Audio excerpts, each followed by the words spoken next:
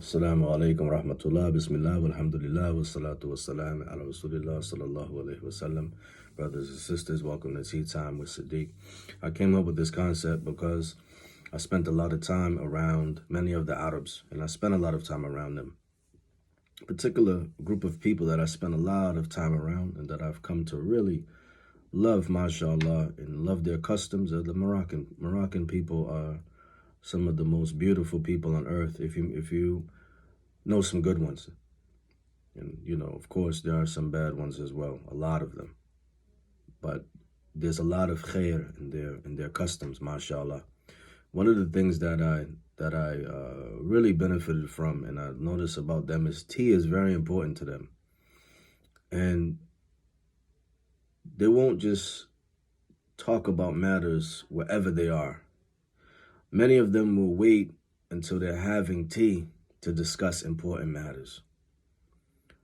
They're not just going to talk about something on the bus or over here and over just blurt out things or the family's business outside. And many of them are waiting till they're inside the house and are having tea, or if they're having food together and things like that. But there's going to be tea involved. Tea is very important to them. And mashallah, I realized that, and there's a custom that I came to really, really benefit from and appreciate, to say, man, this is a good time, and it's a good thing to bring people together and do something beneficial like that, and to discuss matters rather than discuss matters wherever you are in the street. And you have a specific time in which things can be spoken about. And also, this was the sunnah of the Prophet sallallahu alaihi wasallam. So this concept is just something I came up with, just so the brothers and sisters or whoever can, sit down, have their own tea, have their own specific kind of tea made for themselves, and just benefit from what I'm saying, inshallah, and be a reminder for myself and others as well. What I want to talk today briefly is just about strength, and not just physical strength, but also religious strength. The Prophet sallallahu alaihi wasallam spoke about strength. He said, the strong believer is more beloved to Allah than the weak one, although they both possess an abundance of good. And many of the ulamas differed in regards to, is it just mean strong physically, or does it mean strong, just his aqidah, what? But the best opinion is that he's strong both in his physical strength and also his aqidah. He understands tawheed. He's very strong with his deen. Mashallah. And, this is a very important concept for brothers to understand today, especially brothers that have sisters, brothers that have wives, whatever the case may be. We all have mothers, so I believe that, men should take more time kind of paying attention to their strength. And hold on, bismillah.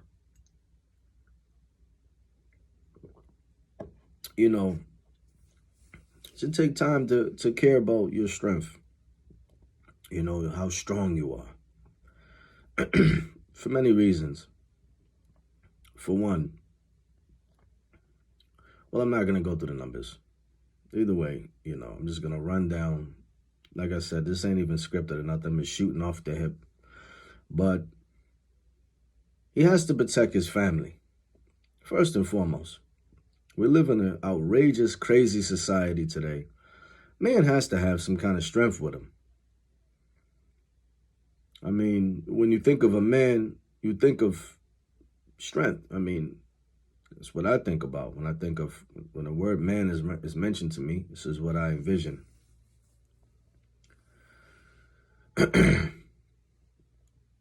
You have to be able to perform your worldly duties and be strong in that. You have to be able to pray and keep your salat good and be strong with that. All of this requires physical strength. You need to couple both physical strength with religious strength. So then you have the brothers who are very strong, mashallah. Some of them big, strong, but their deen is horrible. or they're extremely conceited because of this trait. So you have to balance it. You have to balance it.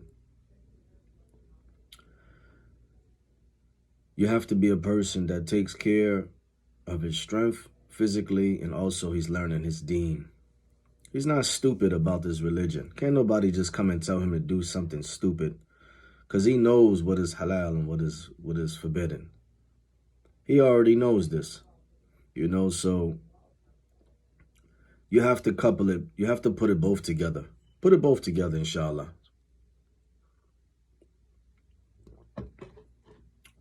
And Allah loves this kind of Muslim. He loves this Muslim. That this man is not arrogant, but he's confident. And you can sense his confidence, mashallah. And you can sense that, you know, he's not someone who's going to play around with you. This is the kind of man that the Prophet ﷺ was. MashaAllah, sallallahu alayhi wasallam, he was a very, very strong man. Very strong physically. Extremely strong. And when it came to the deen, we already know. He's he's the best of mankind. Best of mankind. So this is what we have to follow. What about Umar ibn Khattab? How strong was he? He was strong both physically and in his deen. Very strong. I need some arganol. I'm ashy. MashaAllah, he was very, very strong. And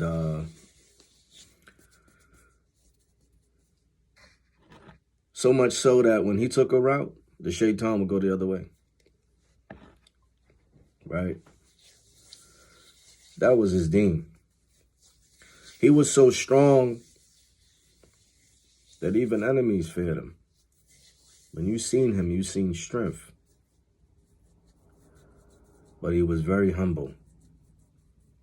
He was a very humble man. And he understood his position. And also he understood the status of others around him, like Abu Bakr Siddiq.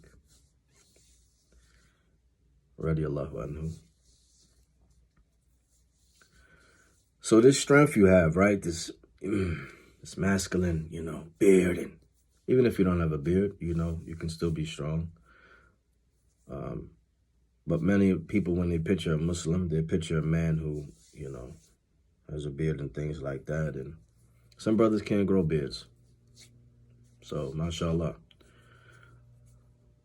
But for me, I'm a brother with a beard. And I've gained some weight over the years, subhanAllah. But I've always been a person who believes in being very strong. And that's since I was a teenager.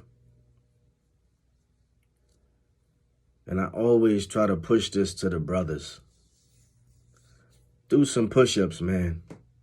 Do some pull-ups. You don't have to be a gym head. We're not telling you to go out and buy roids from Germany and be in a gym, with needles and, back there shooting up something. We're not telling you to do that foolishness. We're telling you, do some push-ups, man. Okay, you may not be a brother. We're not talking about big. A lot of big dudes are not even strong.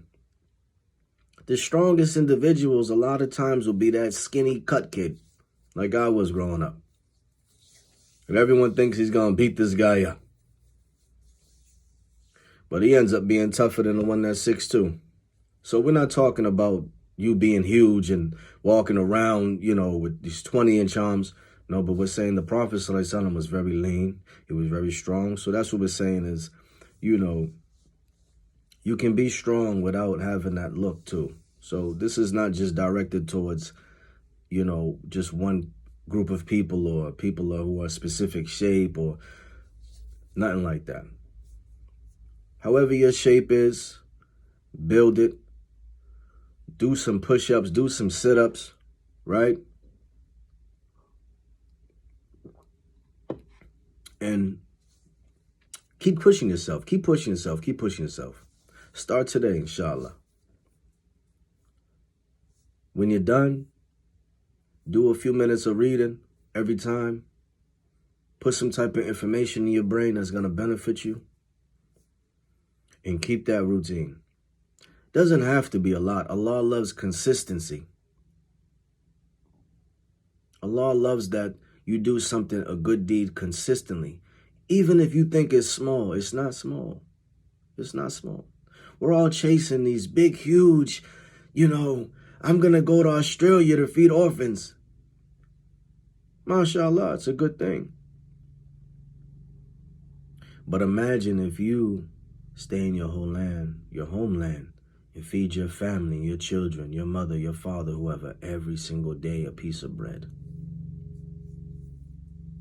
Because we all know the hadith of feeding orphans and taking care of them and looking after them. But the Prophet ﷺ said the best sadaqah is a sadaqah spent on one's family.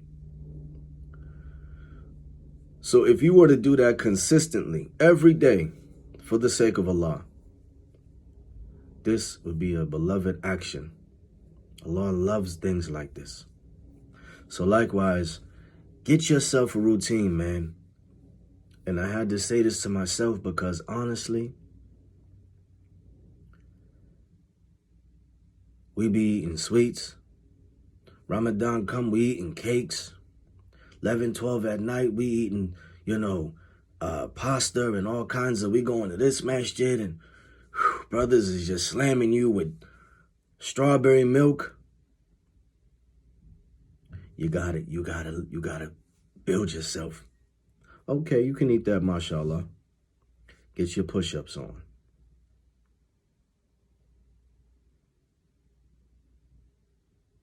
There's no way your wife should be stronger than you. You're a man. And a woman, also for the brothers who want to get married, a woman wants you to be a strong man. She wants you to have that with you. That way, when she feels protected when you guys go outside, you need to do that. It's your duty to do that. That way, if somebody that's not Muslim or whoever tries to disrespect her and slap her or something, or may say something wrong to her, or, whatever the case may be, and like what's going on today with many of the Muslims being oppressed and being hurt today in our schools and in public schools and stuff like that, and walking outside in the street, and women's hijab being ripped off and things like that. Where are the men? She needs a man there with her. And if she has a man there with her, she wants that man to be strong. She wants him to be physically strong, that he's able to work. He's not a person that if he's given a job to do, come outside, somebody tell him, listen, come do my lawn, come cut down my trees for $100. He don't have no job. He don't have no job. That's too much work. I have to carry an 80-pound. That's too much. Your wife's going to look at you like, bro, if you don't get yourself outside, man. Even if she says, okay, brother, mashallah, subhanallah. In her head, she's probably like, this dude. And this is a very important thing in Islam. It's extremely important. And we need to pay attention to this. We need to pay attention to this. Allah loves that you are strong. Strong in your deen. Strong in your physicalness. And you're not a person that is this fragile person that someone can just come to you and push you over. That's not the way we're supposed to be. We're supposed to be polite. We're supposed to be respectful. We're supposed to be courteous, generous, caring, loving, affectionate, and strong. All of that together, man, it's a perfect batch, man. It's a perfect batch. Many of us, honestly, were missing one or two things. So we have to get it together, you know. For the men, we got to get it together. There's no reason why you got these women out here doing CrossFit stronger than us, doing squats with 200 pounds and stuff. Why is our brothers not doing these things, man?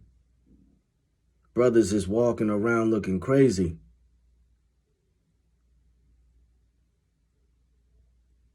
Man, you need to get yourself to the point where, man, you can do things for yourself. You got the physical ability to do it. We don't live in no time where you could just walk around in flip-flops and stuff. That's only one custom I'm not adapting to. When I first came to the deen, I thought that was a thing. You know, you come to the deen, you're buying sandals and all. We learned the Prophet ﷺ had sandals, so I'm buying sandals, I'm buying Crocs. I'm going outside. I'm like, after a while, I'm like, let me snap out of this. You don't walk outside with sandals on with all this stuff going on today. We have sneakers available. I'm not wearing thong slippers and stuff like that around here. How are you going to defend yourself, man? You walking around in some thong slippers with some Levi's on. Just flip-flopping away, feet smacking. And when somebody run up on you, take your money or something, you know, whatever the case may be, and run off, you can't even chase after them. Because you got thong slippers on from the dollar store or Abercrombie and Fitch, wherever you got them from. Man, get it. We got to get it together. Muslim men, we got to get it together, man. We got to start getting it together, man. We got to start doing it. It's essential. You need to be able to protect your family in these times of fitna. Protect them with knowledge. First and foremost, protect them with knowledge. Teach them the correct aqidah of the Prophet ﷺ and the pious predecessors. Teach them the correct manhaj, the correct methodology. Give them the tools that they need to be able to go into the world and deal with things today. A lot of our women are not being taught too. The brothers are not teaching them. The brothers are not learning, and they're not teaching the women. So in reality, a lot of even the sisters can't even differentiate between someone who's on sunnah and someone who's not. Someone who his belief is corrupt and someone who's not. They can't even tell, because they themselves, many of our sisters, are not being taught. The husbands, the fathers, their brothers, their whoever, their uncles, are not teaching them the religion. You know, we're not giving our children and the women the information to prepare them for the dunya. So you yourself have to equip yourself with that knowledge. Be strong with your deen.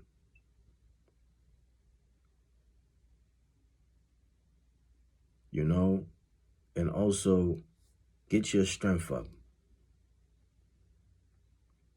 Don't look at somebody else and say, oh man, I'm too skinny, right? This guy's all big. Look how big he is. I always wanted to be big. Man, deal with you got your body, he has his body. And let me tell you something, you don't want to be big. That's more weight to carry around. So me, myself, I used to be very lean and very cut, and I want to try to lean out some, inshallah, and build more strength. And I'm giving myself a specific amount of days to do so.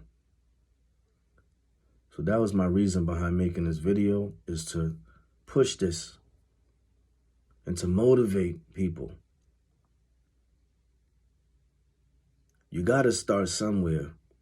You know, we have to take lessons from babies. That a baby will fall 100 times before he or she walks. But they never, ever just give up. That baby will keep falling and keep stumbling until they make 2 or 3 steps, then they build confidence in that baby. The baby starts to build confidence. Off those 1 or 2 steps, he starts, oh, I did it. He can't say anything. He's just blabbing away, drooling, and he's happy. He or she is just, man, excited.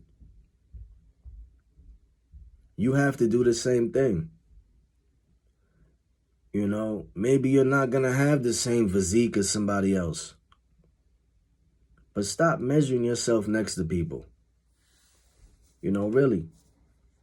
Get your thing together. Get your own situation together. And it helps your iman so much. You know, we got to get it together, man. Inshallah. Bismillah. Listen, like I said, I shoot off the hip with this stuff. And I do it for the sake of Allah. I'm not on here trying to be that person. And the only reason why I even put my image on here or a video of my face on here is because today people are very kinesthetic.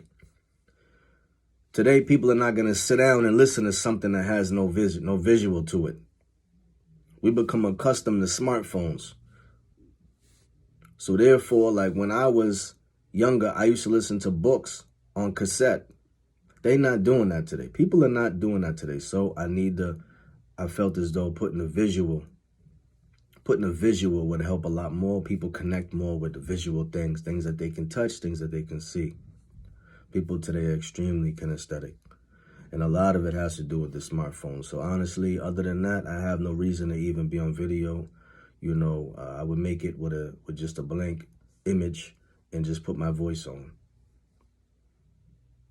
But my agenda and my goal, inshallah, is to benefit, even if it's 1 or 2 people can take some benefit in what I'm saying. And inshallah, I have good deeds for the grave, inshallah. Assalamu alaikum wa rahmatullah.